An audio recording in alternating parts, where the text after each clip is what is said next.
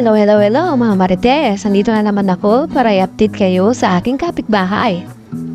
So, eto nga, ayan na yung mister niya dahil wala siyang work. Kaya daluto-luto muna ang person. Naluto siya ng chili paste para doon sa tinitinda nilang siomay. At eto na nga, niyanda na ni kapitbahay ang tinda niya. Inuna ng sigas mo yung siomay. Ang benta niya, 5 pieces, 20 pesos. O, mo paboret. Uya! Yung table na rin siomay na for today's video ay pork. Para sa mga nagplanong magda-diet na, pero hanggang ngayon plano ya pa din. Hahaha, joke lang po! Laweng niyang kapitbahay ko na malambik siya yung kaso na. Pistayo Marites. Yan. Abang magluto yan, lalawin na pa. Lungatin niya kami siyang king TikTok na. Nice. Ayan pa yung tindana, fishball.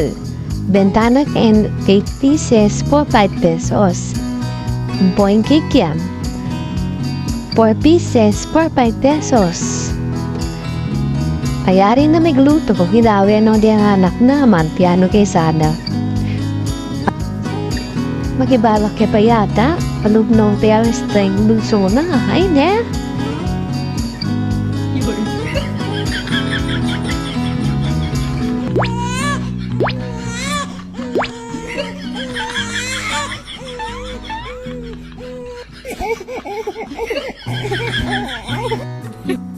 Kaya pati nagkatnining mister ng pabebe.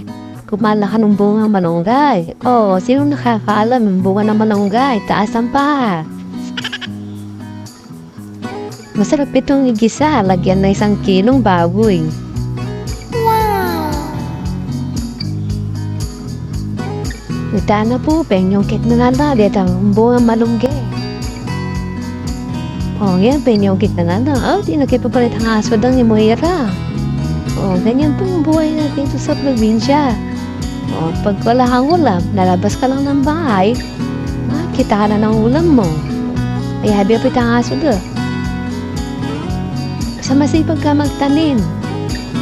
Paglabas mo ng bahay, may makuha ka na.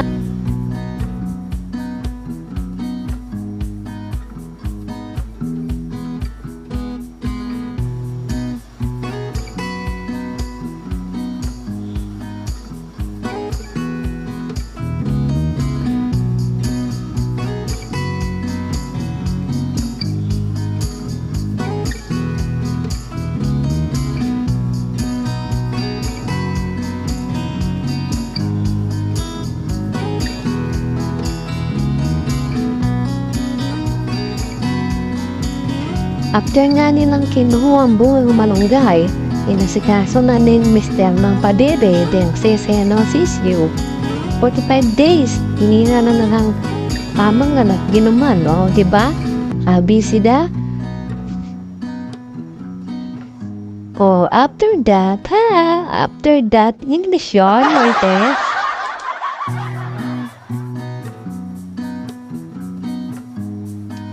Kakit na naman de sese pagad mong aldoon yan, baka rabing note yan, penyinong pisali.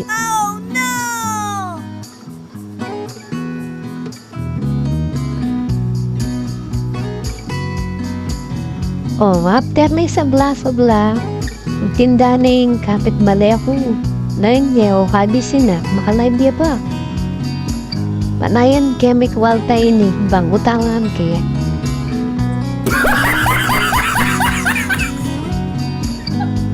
Paano ba yan mga Marites? Hanggang dito na lang po. Maraming salamat po sa panunod. Babush! God bless! Ingat po kayong lahat!